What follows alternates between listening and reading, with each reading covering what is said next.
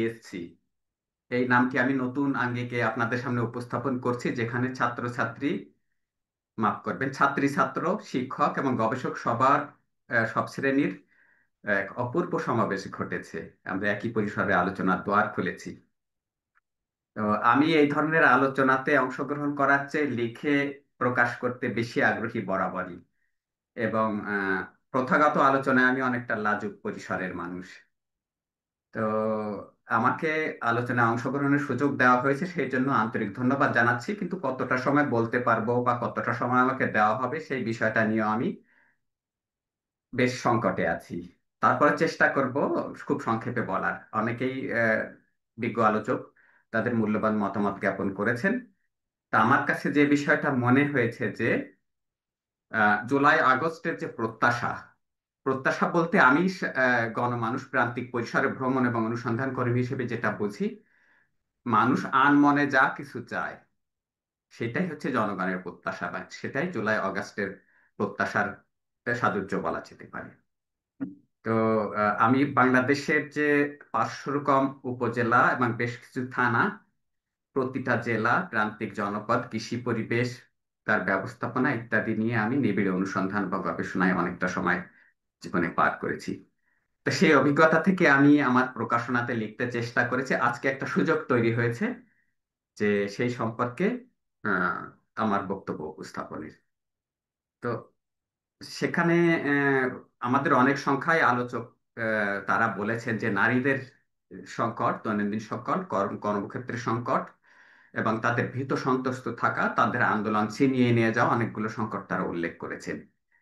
কিন্তু সবচেয়ে ভালো হতো কেউ একজন যদি বলতেন যে আজ পৃথিবীর 821 কোটি মানুষের অন্তত 100 কোটি মানুষ, তাদের আবশ্যকীয় বাসস্থান তো নেই, তাদের বিরাট একটা অংশ তারা ধর্ষণ ভয়ে ভীত সন্ত্রস্ত থাকেন, কর্মক্ষেত্রে নারীর উপস্থিতি অনেক কম, তারা একটি পরিবেশে কাজে অংশগ্রহণ করার পর তা 50 বা 100 কিলোমিটার গিয়ে নিজের বাড়িতে গিয়ে ঘুমাতে বাধ্য হন। তা সেই পরিসরে আমাদের অনেক কিছুই নতুনভাবে চিন্তা ভাবনা করার অবকাশ আছে। আর এখানে সাম্প্রতিক প্রেক্ষাপটে আমরা দেখছি যে জেন্ডার জাস্টিস বিষয়টা খুব বেশি জনপ্রিয় হয়েছে। তা আমরা যে নতুন বন্দোবস্ত আমরা পেলাম, আবার হারালাম।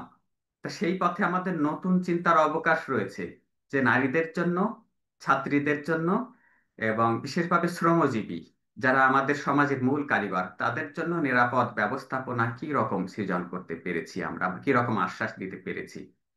আমাদের সামনে হয়তো সংবিধান সংশোধনের একটা সুযোগ তৈরি হয়েছে বা হচ্ছে। ক্ষুধা মুক্তির পরিসর তৈরি বা সমবায় রান্নাঘরের ব্যবস্থাপনা আমরা পৃথিবীর বিভিন্ন পরিসর আমরা শুনেছি।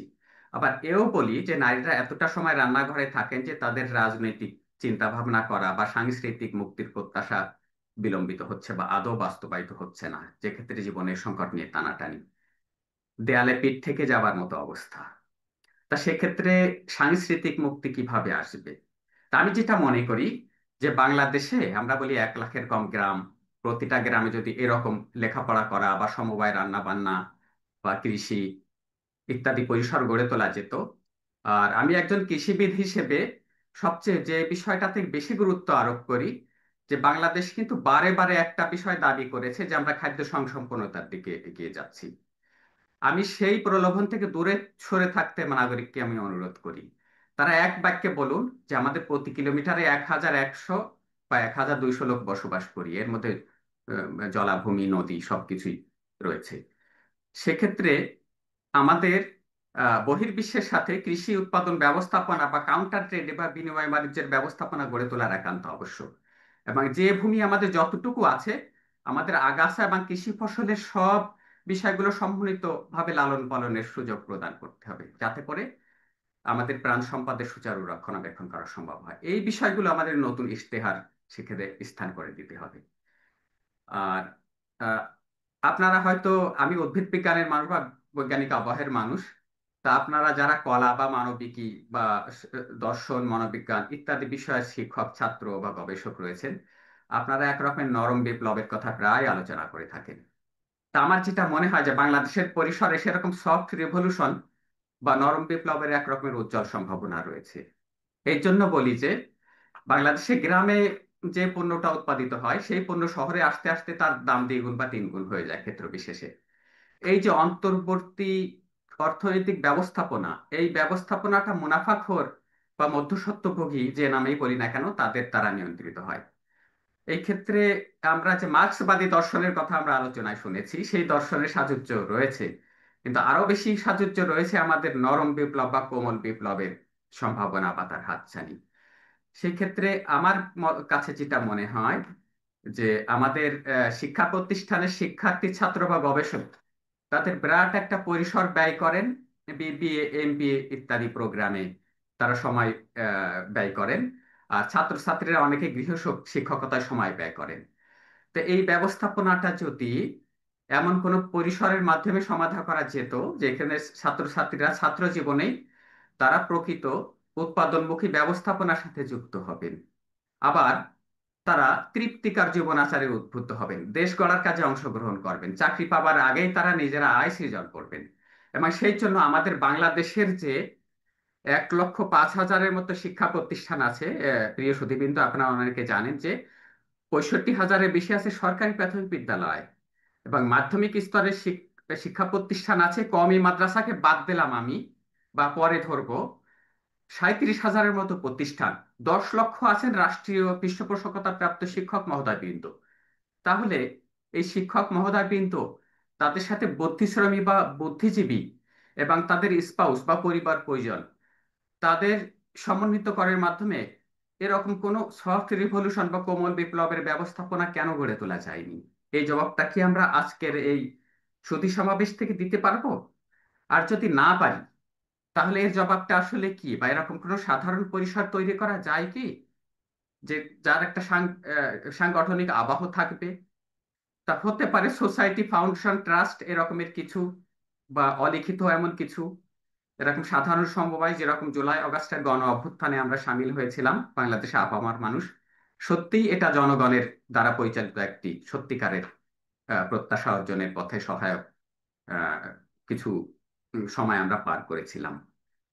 তো আপনারা বারে বারে শুনেছেন যে টেকসই উন্নয়নের জন্য বহুকেন্দ্রিক মতবাদ বা উন্নয়নের ধারণাগুলো শহর থেকে গ্রামে গঞ্জে ছড়িয়ে দিতে হবে। তাহলে ঢাকা শহরে যে 2 কোটি মানুষ, এই 2 কোটি মানুষকে আমরা যদি 25 লাখে নামিয়ে দিতে পারি আজকের এই কর্মযজ্ঞের মাধ্যমে, যে কিভাবে 25 লাখে নামানো যায়, তখন তো যানবাহনের যে সড়ক দুর্ভোগ, সেই দুর্ভোগ এমনিতে জিরোতে নামবে। তখন আমরা যে পাতাল রেল বা মেট্রো রেলের কথা বলছি, তার উপরে আমরা কি উঠবো না, সেখানে সেখানে স্রেফ কিছু ফুল গাছ লাগিয়ে দেবো, যে আমরা ওর পরে চড়ি না, আমরা প্রথাগত সড়কে বাসে করে চলাচল করি বা পায়ে হেঁটে বাইসাইকেলে চলাচল করি। সেই প্রত্যয় আমাদের এই অনুষ্ঠানের মাধ্যমে আসতে পারে না কেন? সেই প্রশ্নটা আমার কাছে আছে। তারপরে আমরা অনেক কিছুই অতীত স্মৃতিচারণ করেছি, যেসব কিছুকে আমরা পচা অতীত হিসেবে বলতে চাই। তো আপনারা মহামনীষীদের বাণী শুনেছেন যে পচা অতীতকে স্মরণ করে নিজের উজ্জ্বল ভবিষ্যৎ নষ্ট করা যুক্তিসঙ্গত নয়। তাই আমি সেই কথাটি আপনাদেরকে আবারও মনে করিয়ে দিতে চাই। অপরাজনীতি বিষয়ে আমরা বারে বারে শঙ্কিত হয়েছি। বাংলাদেশের যে বয়স, সেই বয়সে নতুন কোনো গ্রহণযোগ্য রাজনৈতিক পরিসর পায়নি মানুষ। সেজন্য বারে বারে মানুষ হতাশ হয়েছে, মানুষের আশাভঙ্গ হয়েছে। আপনি চিন্তা করুন প্রিয় সুধী, একজন মানুষের প্রত্যাশা কতবার ফিরিয়ে দেওয়া যায়, কতবার তাকে স্বপ্ন দেখানো যায়? একবার, দুইবার, তিনবার? একজন মানুষ যদি 10 বার, 20 বার স্বপ্ন ভঙ্গ হয়, তাহলে কি তাকে আবার নতুন করে স্বপ্ন দেখতে উদ্বুদ্ধ করা যায়? নাকি তাকে তাকে কোনো ব্যবহারিক কলা কৌশলে তাকে অভ্যস্ত করানো যায়, যা তার মধ্যে নতুন করে আশার আলো জাগিয়ে তুলবে? আমি সেই রকম কিছু কর্মশালা আয়োজনের ব্যাপারে বিজ্ঞ আয়োজক বৃন্দকে বিনীত অনুরোধ করছি, আমরা যাতে এই পরিসরের বাইরে আবার আলোচনার পরিসর তৈরি করতে পারি। আর জনগণের প্রত্যাশার সূত্রে বিশ্ববিদ্যালয়গুলো বারে বারে তারা নীতি প্রবক্তা হিসেবে হাজির হয়েছেন। এটা একটা ভালো সম্ভাবনার ক্ষেত্র। কিন্তু একমাত্র ঢাকা বা রাজশাহী বিশ্ববিদ্যালয় কেন? বাংলাদেশের এই যে 1,05,000 শিক্ষা প্রতিষ্ঠানের কথা বলছি, তাদেরকেও তো নেতৃত্বের গুণাবলীতে আসীন করতে হবে।